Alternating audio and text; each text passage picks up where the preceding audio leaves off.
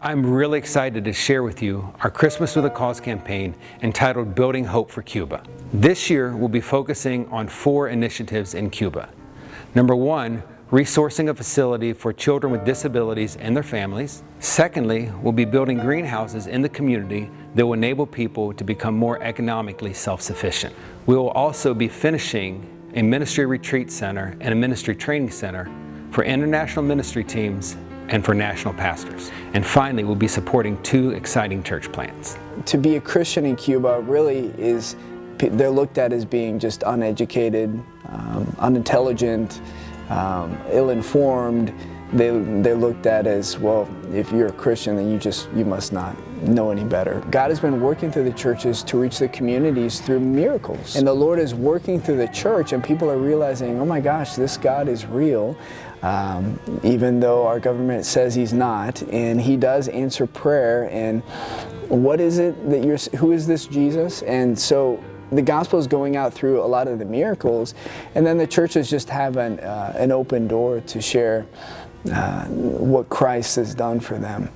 And so the churches are growing. Our first day there, we went to a church service that was so exuberant. I mean, these folks were happy and praising the Lord, dancing around. It wore me out. It just showed me the love of the Lord that they have. Despite of their circumstances, despite of the conditions that they're living in, they just love the Lord. And they showed it every single time they were there. Every single time they gathered together, you saw that. We were very encouraged by their own faith.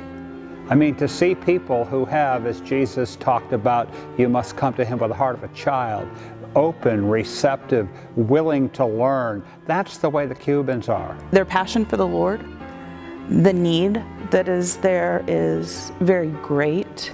The fact that they have very little, but they do as much as they can, and they're passionate about going to church, are passionate about praising God, and in some ways, because we have so much more, we take so much more for granted.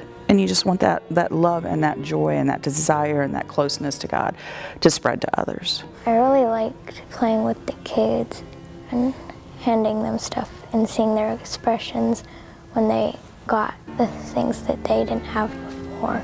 I would challenge everyone to do as I'm trying to do, and that is examine your heart and your priorities and how you're using those resources that the Lord's blessed you with, and say, are my priorities aligned with the Lord's priorities for why He gave me these resources? Anything that you can give to them is a huge treasure. Their lives are so simple that just little things go a long way, and they are so appreciative and so full of gratitude. So you will be very pleased to have been able to participate in doing this. What if it was reversed? What if you were in their shoes? Would you want someone to give something to you? Would you please join us in building hope for Cuba by joining us in prayer, spreading the word, and giving sacrificially? Visit us at hopeinDayton.org.